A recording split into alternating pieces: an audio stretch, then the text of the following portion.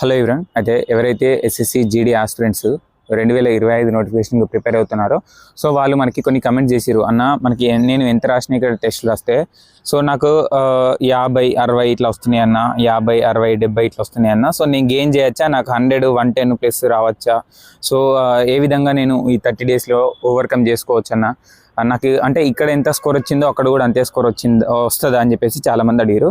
So ఈరోజు దీని గురించి అయితే మనం ఎక్స్ప్లెయిన్ చేసుకుందాం.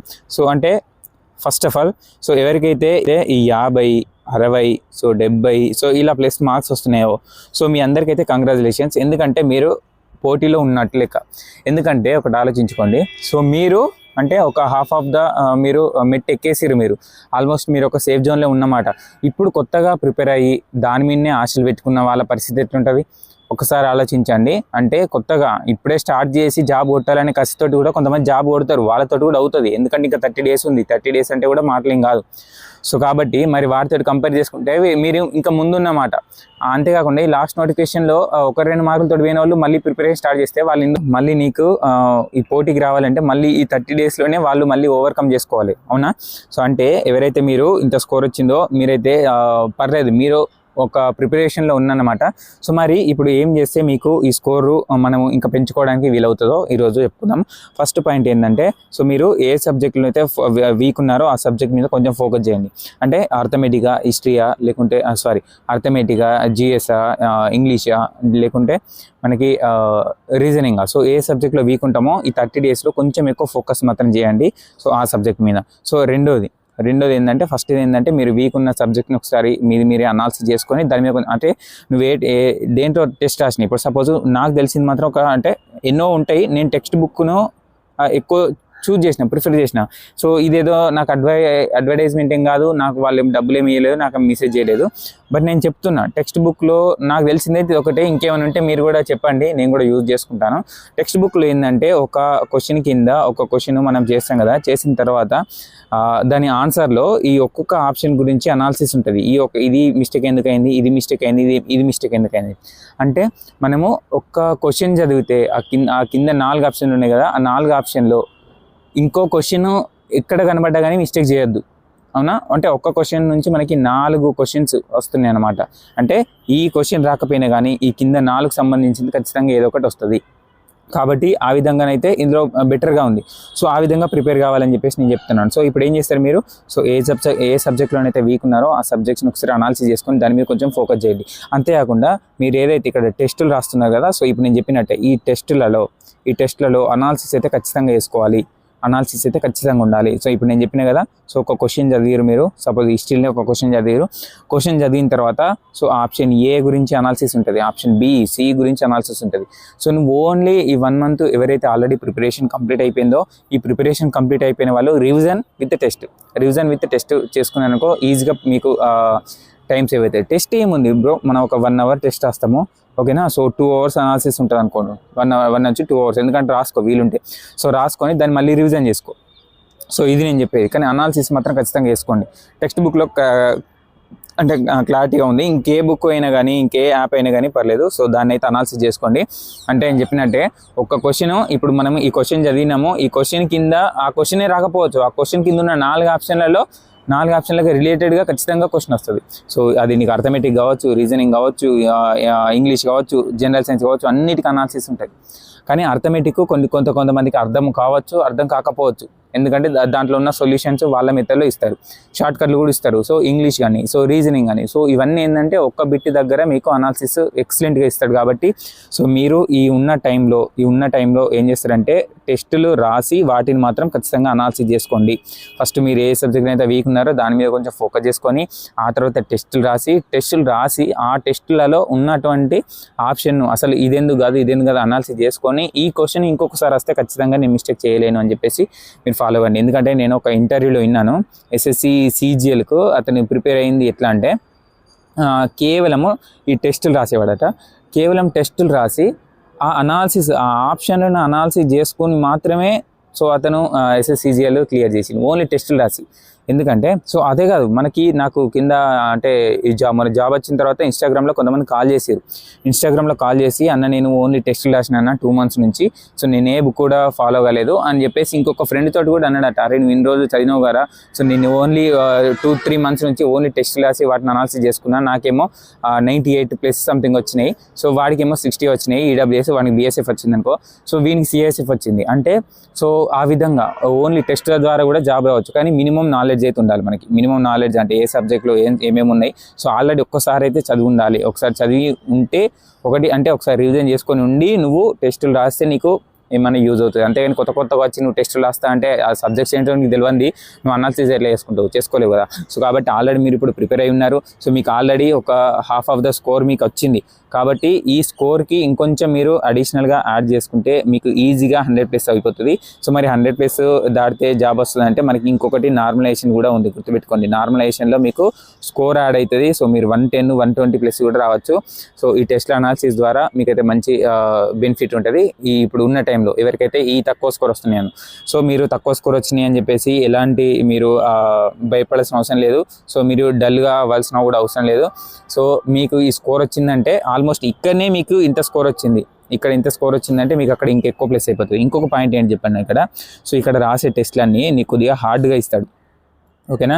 సో హార్డ్ టు మీడియంగా ఇస్తాడు. ఎందుకంటే ఇక్కడ నువ్వు హార్డ్ చేస్తేనే అక్కడ ఈజీ అయిపోతుంది కాబట్టి. సో ఇక్కడ నీకు హార్డ్ దాంట్లోనే ఇంత స్కోర్ వచ్చిందంటే సో నువ్వు అక్కడికైనా కానీ నీకు పర్లేదు, నీకు పేపర్ మరీ హార్డ్గా ఉండదు. షిఫ్ట్ వైజ్ ఉంటాయి కదా, suppose first shift, second shift, third shift. So ఈ షిఫ్ట్లో ఈజీగా వచ్చినా కానీ, ఈ షిఫ్ట్లో హార్డ్ వచ్చినా కానీ, ఈ షిఫ్ట్లో మోడరేట్గా వచ్చినా కానీ ఈ ముగ్గురిని ఈక్వల్గా చేయడానికి నీకు నార్మలైజేషన్ ద్వారా మార్క్స్ అయితే యాడ్ చేస్తారు. కాబట్టి ఇక్కడ హార్డ్గా పేపర్లోనే నీకు ఇంత స్కోర్ వచ్చిందంటే అక్కడికి అయినాక నీకు ఇంకా ప్లస్ అయిపోతుంది, ఇంకా ఎక్కువ స్కోర్ వస్తుంది. అస్సలు మీరు డిమోటివేట్ అవ్వాల్సిన అవసరం లేదు, మీకు ఈజీగా జాబ్ వస్తుంది ఈసారి. ఎవరైతే కష్టపడి చదువుకుంటుంటున్నారో వాళ్ళకి ఇంకొంచెం ఫోకస్గా చదివితే మీరు 30 daysలో ఈజీగా మీరు జాబ్ సాధించవచ్చు. మీకు స్టడీ మీద ఇంట్రెస్ట్ లేకుండా ఇది ఒక్క 30 రోజులు కరెక్ట్గా చదువుకొని తర్వాత బుక్కులు పక్కకు పడేసినా ఏం కాదు. సో మీకు ఒకసారి జాబ్ వచ్చిన తర్వాత మళ్ళీ నీకు ఇంట్రెస్ట్ ఉన్నప్పుడు చదువుకోవచ్చు. కాబట్టి 30 రోజులు అయితే కొంచెం ఫోకస్గా చదవండి. ఎవరైతే ఈ స్కోర్ వచ్చినాయో 60, 50, 60, 70 వచ్చిన వాళ్ళు మీకు 100% జాబ్ రావడానికి 98% అయితే మీకు ఛాన్స్ ఉంది. ఇంకో 2% ఏంటంటే అది మీ చేతితోటి మీరే పొగొట్టుకున్నట్టు జాబ్ పోతే మాత్రం. సో మీరు కొంచెం ఫోకస్ చేస్తే మాత్రం 100% స్కోర్ అయితే మీది ఇంక్రీజ్ అయిపోతుంది. ఇక్కడ రాసే టెస్ట్లకి అక్కడ వచ్చే స్కోర్కి చాలా డిఫరెన్స్ ఉంటుంది. ఇంకొకటి గుర్తుపెట్టుకోండి, నేను రన్నింగ్ అప్పుడు కూడా చెప్పినాను, ఇక్కడ నువ్వు ప్రాక్టీస్ చేసే టైంకి అక్కడ వేసే టైంకి చాలా డిఫరెన్స్ ఉంటుంది. సో ఇక్కడ నువ్వు 18 minutesలో కొట్టినా కానీ, ఇక్కడ నువ్వు 20 minutesలో కొట్టినా కానీ, ఓకేనా. సో అక్కడ నువ్వు 25లో పడవచ్చు, డిస్క్వాలిఫై కావచ్చు. సో లేదు అంటే ఇక్కడ కొంతమంది 25 ఒక్కసారి కూడా నాకు క్వాలిఫై 25లో వాళ్ళేదన్నా 26 minutes, 28 minutes, 30 minutes పడ్డా అన్న వాళ్ళు సో ఈజీగా క్లియర్ చేయొచ్చు. చేసిన వాళ్ళు కూడా ఉన్నారు. సో కాబట్టి ఎవరైతే మీరు వరి అవ్వాల్సిన అవసరం లేదు. సో మీకు వచ్చిన స్కోర్ మంచి స్కోరే, దాన్ని ఇంకొంచెం బూస్టింగ్ చేసుకుంటే మీకు చాలా బెనిఫిట్ అయిపోతుంది. సో ఉన్న 30 daysని అయితే మంచిగా ఫోకస్ చదువుకోండి. ఇంకొకటి ఏంటంటే సో ఎంజాయ్ చేయండి. ఫెస్టివల్ ఉంది కదా, ఫెస్టివల్కి మరీ ఎక్కువ గ్యాప్ వెళ్ళకండి, ఒక 2 to 3 days అయితే వెళ్ళండి. కొంతమంది అంటారు జాబ్ వస్తే ఫెస్టివల్ చేసుకోవచ్చు అని అంటారు.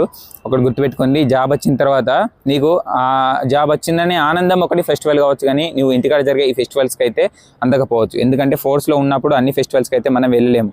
కాబట్టి ఉన్నప్పుడు ఈ ఉన్నన్ని రోజులు, ఈ ప్రిపేర్ అవుతున్న అన్ని రోజులు మాత్రమే పండుగలు కానీ ఫెస్టివల్స్ కానీ ఏవైనా కానీ మీ ఫ్యామిలీతో జరుపుకోవచ్చు.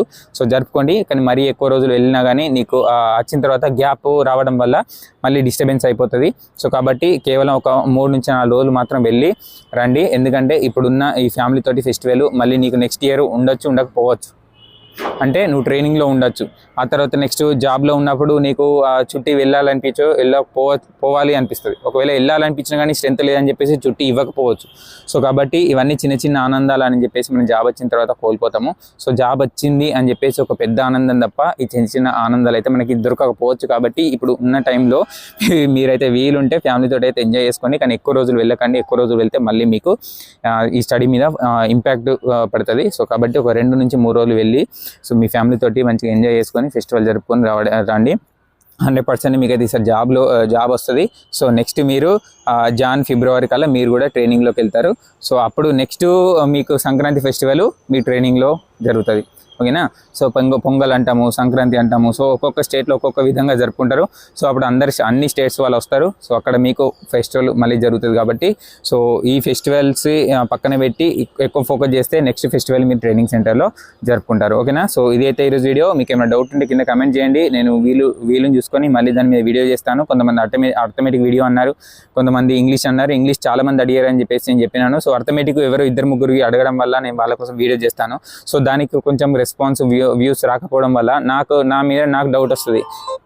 ఏమని అంటే సో నేను కరెక్ట్గా చెప్పలేదా, సో లేకుంటే వాళ్ళకు రీచ్ కాలేదని చెప్పేసి నా మీద నాకే వేరే అనిపిస్తుంది. కాబట్టి నేను అందుకే ఎక్కువ మంది ఎవరైతే అడుగుతున్నారో సో దాని గురించి అయితే నేను వీడియో చేయడానికి ప్రయత్నం చేస్తున్నాను. ఇంగ్లీష్ అడగడం వల్ల సో నేను ఇంగ్లీష్ని అంటే నేను మీలాగే ఆస్పిరెంట్ని. సో కానీ ఏంటంటే నేను ప్రిపరేషన్ అయ్యింది. సో దాన్ని మీకు చెప్పడానికి ప్రయత్నం చేసినాను. ఎందుకంటే నేను ఇంతకుముందు ప్రిపేర్ అయి ఉన్నాను కాబట్టి దాన్ని కొంచెం నేను అడిషనల్గా యాడ్ చేసి సో మీకైతే చెప్పడం జరిగింది. సో మీకు నచ్చితేనైతే ఫాలో కండి. సో ఇంకా మీ ఫ్రెండ్స్కి అయితే షేర్ చేసి సబ్స్క్రైబ్ చేసుకోమని చెప్పండి. సో మీరు ఇచ్చే ఒక లైక్ నాకు ఇంకో వీడియో చేయడానికి అయితే చాలా మోటివేషనల్గా అవుతుంది. సో చాలా మంచి రెస్పాన్స్ ఇస్తున్నారు. So thank you so much. ఎందుకంటే మీ కొన్ని వీడియోలు చేయడం వల్ల సో ఇదంతా ఎందుకు చేస్తున్నామంటే సో ఇప్పుడు మీరు జాబ్ వచ్చిన వాళ్ళు సో లాస్ట్ టైం 2023లో జాబ్ వచ్చిన వాళ్ళు, 2024లో జాబ్ వచ్చిన వాళ్ళు ప్రతి ఒక్కరు ఎంహెచ్ వర్మ అన్న, హరీష్ అన్న, ముత్య హరీష్ అన్న అని చెప్పేసి సో ఎక్కడ పోయినా కానీ మా రిలేటివ్స్ అంటే మా ఊరు అబ్బాయిలు వాళ్ళు ఉంటారు కదా. సో కరీంనగర్ కానీ, మంచిర్యాల కానీ, సో మనకి హైదరాబాద్ కానీ సో అక్కడ హరీష్ అన్న అని చెప్పేసి వాళ్ళు మాట్లాడుకుంటున్నారని నాకు ఫోన్ చేసి అన్న ఎక్కడ చూసినా నీ పేరు అన్నారన్న, సో ఇట్లా హరీష్ అన్న అయ్యానసి చెప్పిండు, ఆ క్లాస్ చెప్పిండు, ఈ క్లాస్ చెప్పిండు అని. సో అదొక్క పేరైతే నాకు చాలు. సో దానికోసం అయితే నేను ముందుకు వచ్చి వీడియో చేస్తున్నాను. సో మీరు ఇచ్చే అదొక చిన్న, ఎందుకంటే మీకు జాబ్ వచ్చిన తర్వాత నాకు ఆ కమెంట్స్ చేసి చెప్పిరు. సో అసలు అది హండ్రెడ్స్ ఆఫ్ కమెంట్స్. సో ఆ ఆనందం అయితే నాకు చాలు. సో నేను చేసే ఈ ప్రతి వీడియోకి నేను చేసే కష్టానికి సో మీరు ఇచ్చే ప్రతిఫలము ఒక చిన్న లైక్ చేసి సో షేర్ చేస్తే ఇంకొకరికి రీచ్ అయ్యి సో వాళ్ళు కూడా జాబ్ సాధించడంలో సో మన పాత్ర అయితే ఎంతో కొంత ఉండడం జరుగుతుంది. సో మీరు ఇచ్చే ఈ రెస్పాన్స్, మీరు జాబ్ వచ్చిన తర్వాత మీరు కూడా నాకు కమెంట్ చేసి అన్న ఈ జాబ్ వచ్చిందని చెప్పేసి సో పలానా కాడ కలిస్తే హాయ్ అన్న అని చెప్పేసి నాకు గుర్తుపెట్టుకుంటే అదొకటి తృప్తియాలు. సో ఓకేనా. సో ఇది అయితే ఈరోజు video. Thanks for watching. Have a nice day.